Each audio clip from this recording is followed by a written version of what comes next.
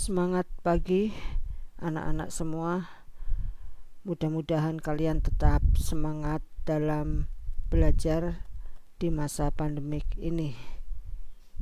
Untuk pembelajaran kali ini kita masih membahas tentang kompetensi dasar konflik sosial. Pada pertemuan kali ini, materi yang akan kita bahas adalah faktor-faktor penyebab, proses terjadinya, dan teori-teori tentang konflik sosial. Ini peta konsepnya yang akan kita pelajari pada pertemuan kali ini. Adapun indikator pencapaian kompetensinya, kalian diharapkan bisa mendeskripsikan faktor penyebab, proses terjadinya, dan teori-teori tentang konflik sosial. Kita mulai yang pertama, faktor penyebab. Perlu diketahui bahwa konflik itu dapat terjadi tentunya karena adanya persaingan antar individu dan kelompok yang disebabkan tidak hanya pada perbedaan emosi, kepentingan, ataupun ideologi dalam proses interaksi. Akan tetapi, konflik sosial terjadi karena perubahan sosial.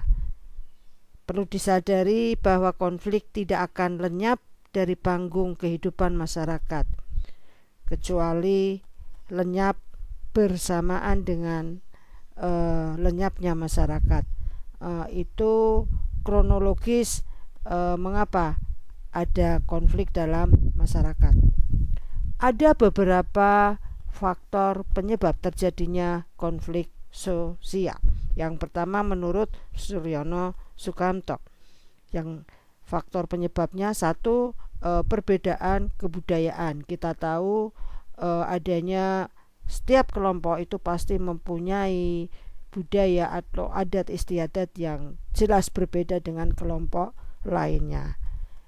Dan ini perbedaan budaya ini karena tidak ada persamaan budaya sehingga masyarakat rentan mengalami konflik. Kemudian perbedaan individu. Setiap individu tentunya punya sifat, watak, karakter yang berbeda-beda.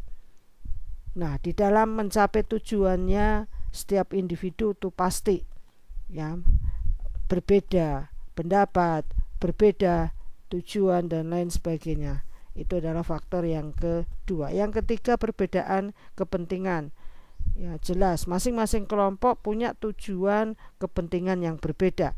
Sebagai contoh dari perbedaan kepentingan, contoh konflik dari perbedaan kepentingan, misalnya konflik antar partai politik. Mereka punya kepentingan yang berbeda-beda. Kemudian yang berikutnya adalah perubahan sosial yang cepat. Perlu kita ketahui bahwa perubahan sosial yang dialami oleh masyarakat itu kemampuan beradaptasi masing-masing kelompok itu berbeda, sehingga kita akan melihat bahwa faktor pencetus dari konflik adalah perubahan sosial. Kemudian ada perubahan nilai-nilai dan norma-norma sosial di dalam masyarakat, di mana kita akan tahu seiring dengan berkembangnya waktu, berjalannya waktu, kadang nilai dan norma yang ada dalam masyarakat sudah tidak sesuai dan harus diganti dengan norma yang baru. Nah, ketika norma lama sudah tidak dipatuhi dan norma yang baru sulit diterima, di sini faktor pemicu munculnya konflik. Dan berikutnya adalah karena perbedaan ideologi yang seperti tadi saya jelaskan.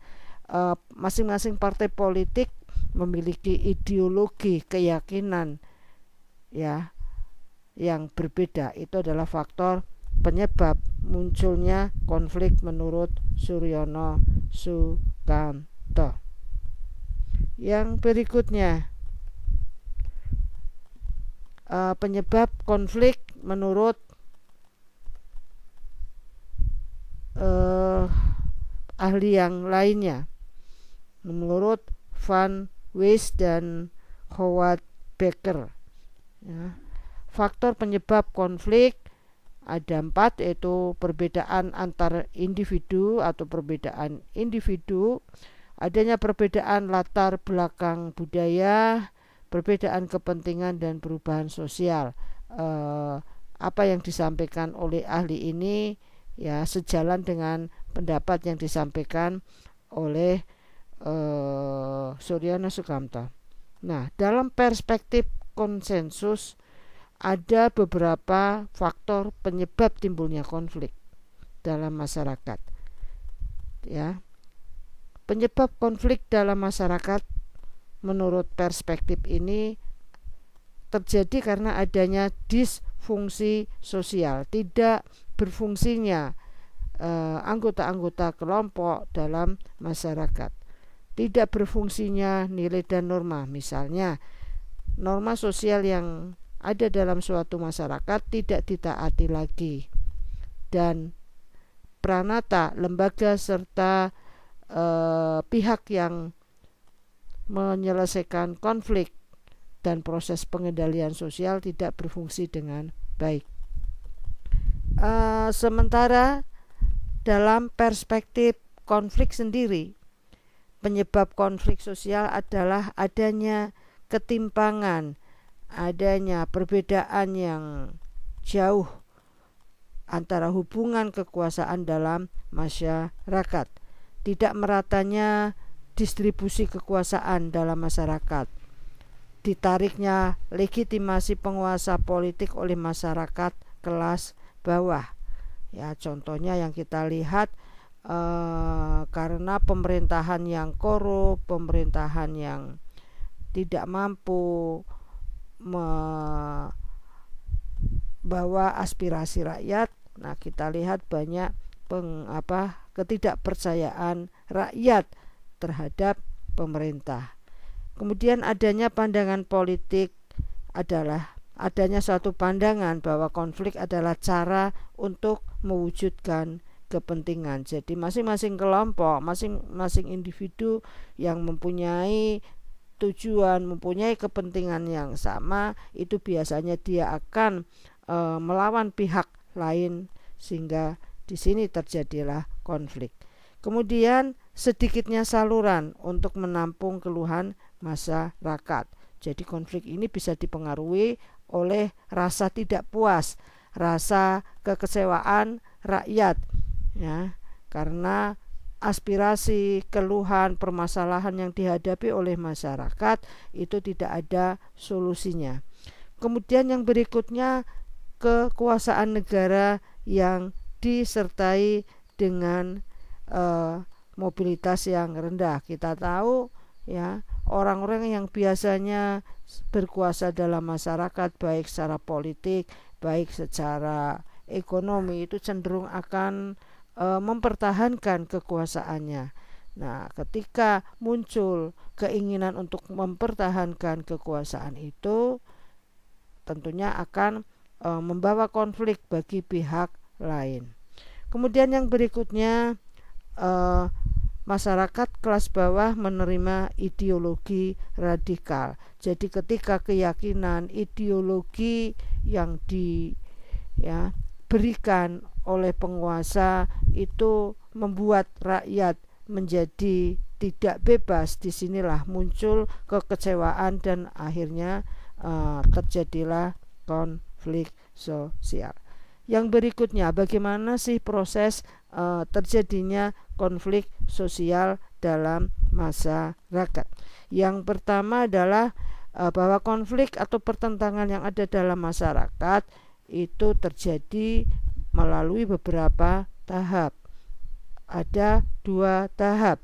Yang pertama adalah tahap disorganisasi yang kemudian berkembang menjadi tahap atau fase disintegrasi. Nah, proses ini bisa kita jelaskan sebagai berikut. Langkah awal adalah fase disorganisasi. organisasi. Yang dicirikan di sini adanya ketidaksepahaman pada anggota kelompok tentang tujuan dari kelompok yang semula menjadi pegangan kelompok. Jadi tahap disorganisasi yang awal ditandai dengan ketidaksepahaman lagi. Kemudian norma-norma sosial tidak membantu anggota masyarakat lagi dalam mencapai tujuan yang telah disepakati dalam masyarakat atau dalam kelompok. Kemudian ciri yang ketiga dari fase disorganisasi, norma-norma dalam kelompok dan masyarakat yang dihayati oleh anggotanya bertentangan satu dengan yang lainnya. Kemudian tahap yang kedua ada fase disintegrasi yang ditandai dengan satu, bahwa sanksi terhadap pelanggaran norma-norma yang ada dalam masyarakat sudah menjadi lemah, bahkan tidak dilaksanakan oleh anggota kelompok atau anggota masyarakat, dan akibatnya disintegrasi ini diakhiri dengan tindakan anggota masyarakat yang sudah bertentangan dengan nilai dan norma. Itu tentang bagaimana proses terjadinya norma sosial. Berikutnya yang akan kita pelajari adalah teori-teori yang mendasari terjadinya konflik sosial.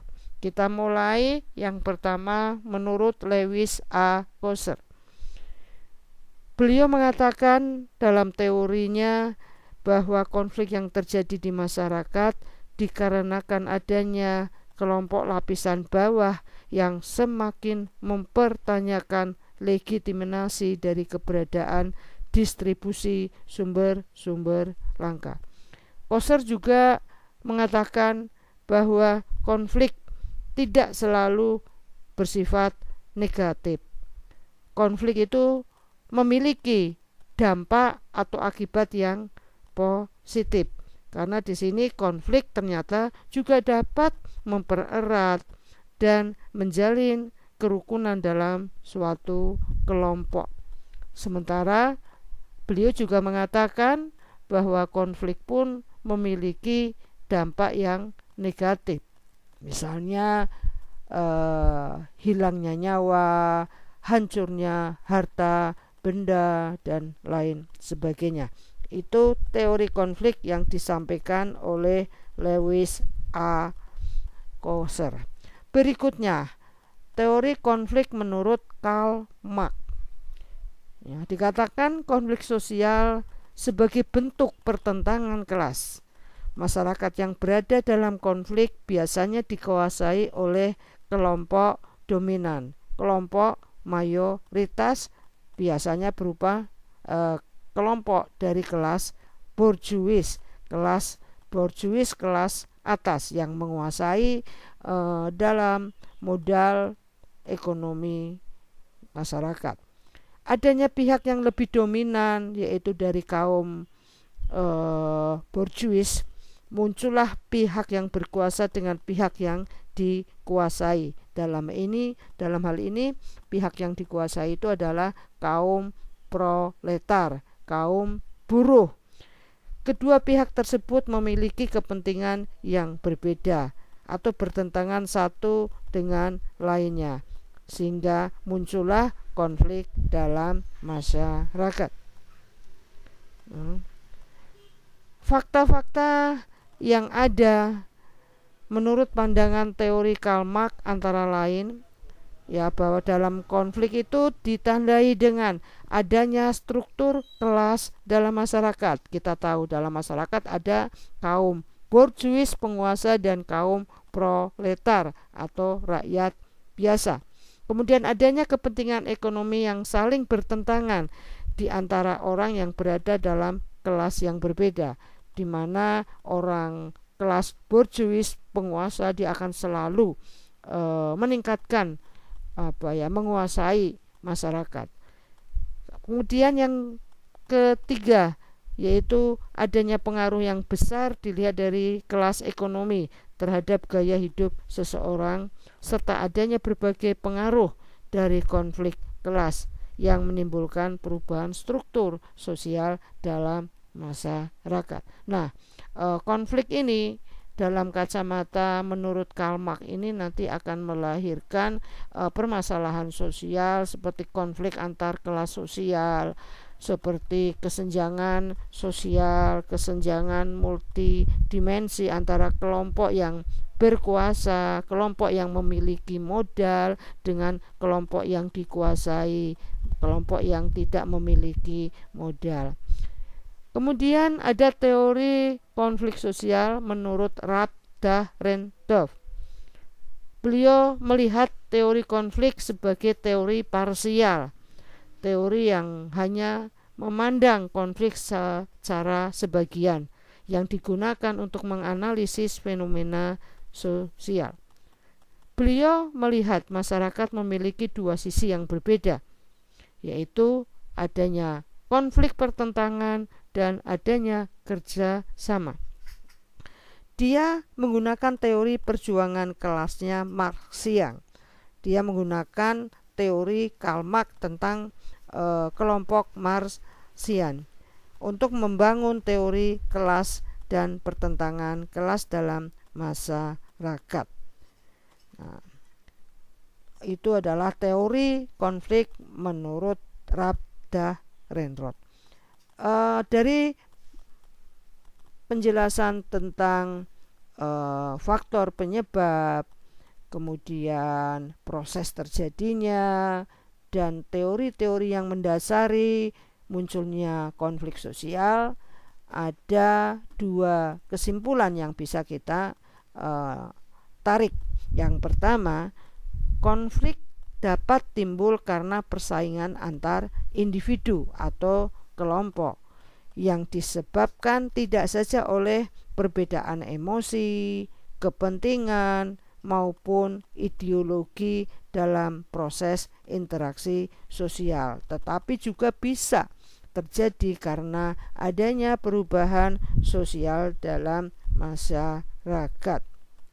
Yang kedua, sebagai gejala sosial, konflik sosial akan hilang bersama hilangnya masyarakat itu sendiri. Sehingga kita bisa menyimpulkan bahwa dalam masyarakat kita tidak bisa menghindari konflik.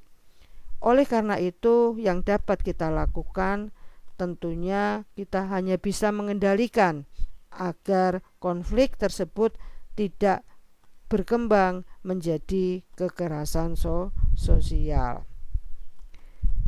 Nah, itu beberapa kesimpulan. Nah, untuk menguji penguasaan dan pemahaman kalian tentang materi faktor penyebab, proses, dan teori-teori konflik sosial, silahkan nanti kalian kerjakan kuis yang kedua, yaitu tentang penyebab, teori-teori, dan proses terjadinya konflik sosial.